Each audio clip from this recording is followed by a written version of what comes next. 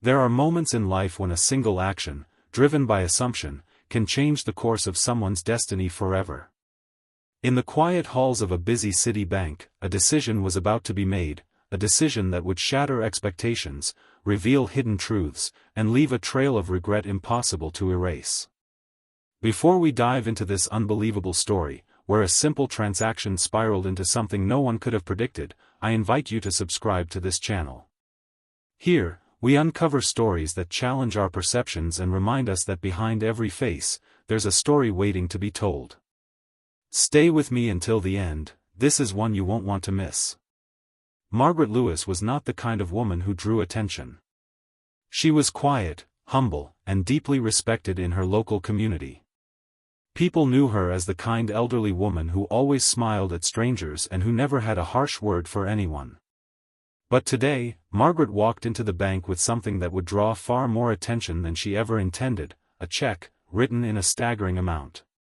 Her hands trembled slightly as she approached the counter. She had waited in line patiently, unaware that her presence was already raising silent questions among the staff. The bank teller, Rebecca Moore, was a sharp, methodical woman known for her strict attention to detail. She didn't tolerate mistakes, and she especially didn't tolerate suspicious transactions. When Margaret handed over the check, Rebecca's eyes narrowed. The numbers were large, unusually large. The signature seemed correct, but something about it didn't sit right with Rebecca. It wasn't just the amount, it was the person presenting it. In Rebecca's mind, something didn't fit. Why would an elderly woman, dressed modestly, walk in with a check worth millions? Rebecca's training told her to follow protocol, to question what didn't make sense. She examined the check again, her fingers tightening around the edges. "I'm sorry, ma'am," she said firmly, "but this check seems highly irregular. I can't process this without further verification." Margaret's voice was calm but tinged with worry. "My son gave me this check. He said I should deposit it here. He told me everything was in order." Rebecca raised an eyebrow. "And who is your son?" Margaret hesitated, glancing down at her phone, where just minutes earlier her son had texted her, "Mom, just deposit it. I've handled everything." She whispered his name, Anthony Bradford. The name meant nothing to Rebecca. She shook her head. "I'm afraid I can't verify this. It looks suspicious. I have to escalate this to security." Without another word, Rebecca began the process of shredding the check.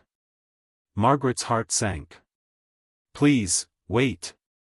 My son, he's very important," he said.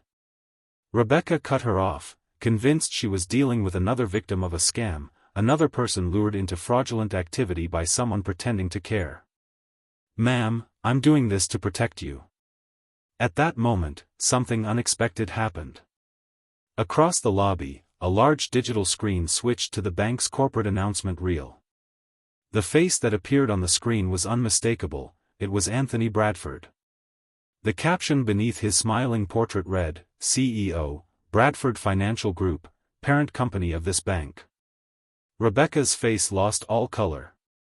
She stared at the screen, then at Margaret, as the realization crashed into her like a tidal wave.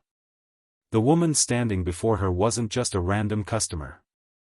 She was the mother of the man who owned not just this bank, but the entire financial group it belonged to.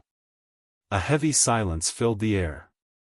Customers around them seemed unaware of the unfolding drama, but Rebecca's heartbeat thundered in her chest.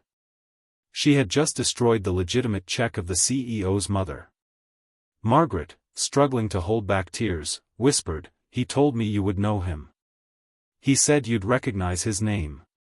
Rebecca's hands shook, a deep pit of regret opening within her. She quickly called for her manager, but it was too late, the check was gone, shredded beyond recovery. Within minutes, word of the incident traveled up the chain of command. Calls were made. Meetings were requested. And soon, Anthony Bradford himself appeared at the branch. He didn't arrive in anger. Instead, he walked in calmly, his eyes focused on Rebecca as she tried to apologize, stumbling over her own words. "Miss Moore," Anthony began, his voice firm yet controlled, "you were trained to follow the rules. I respect that. But you failed in one thing, you judged my mother based on how she looked, not on what you verified." Rebecca could barely speak. I thought I was protecting her." "You thought you understood the situation," Anthony replied. "But you never asked the right questions." Margaret, standing beside her son, gently placed a hand on his arm. "Anthony, please." She believed she was doing the right thing. Anthony's gaze softened as he looked at his mother. "I know, Mom. But mistakes like this, they have consequences." The incident became a serious internal matter. Rebecca was temporarily suspended pending review.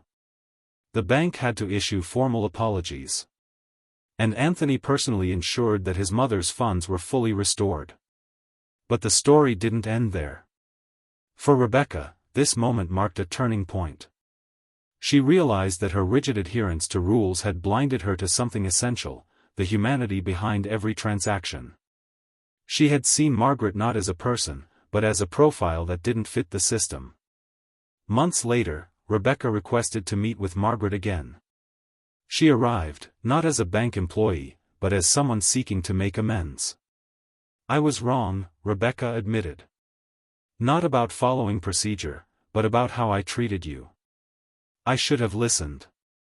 Margaret smiled kindly, the warmth in her eyes undimmed by the past. "Sometimes, dear, the most valuable lesson isn't in doing everything by the book, it's in remembering who you're doing it for." Rebecca carried that lesson with her for the rest of her life. She became an advocate within the bank for personalized service, for real listening, for seeing the individual behind the transaction.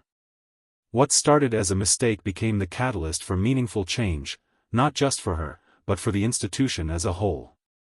This story teaches us something profound: appearances can deceive us, but compassion and curiosity can lead us to truth. Sometimes, the most powerful thing we can do is to pause, to ask, and to see the whole person standing before us. If you found this story as eye-opening as I did, I encourage you to subscribe to this channel. Here, we bring stories that reveal the hidden sides of everyday moments, stories that challenge, that surprise, and that stay with you long after the video ends. Don't forget to like this video, share it with someone who needs to hear this, and leave your thoughts in the comments. Have you ever made a snap judgment that you later regretted? I'd love to hear your story. Thank you for watching. And remember, sometimes, looking a little closer can change everything. If this story resonated with you, don't let it stop here. Subscribe to this channel right now to hear more stories that challenge, inspire, and reveal hidden truths. Your voice matters. Leave a comment below and tell us what you think about what happened to Elijah. Do you believe justice was served? Also, don't forget to hit the like button to help this story reach more people who need to hear it. Share this video with someone who should know that even in the darkest moments, one phone call can change everything. Your support drives this channel forward. Thank you for being part of this community.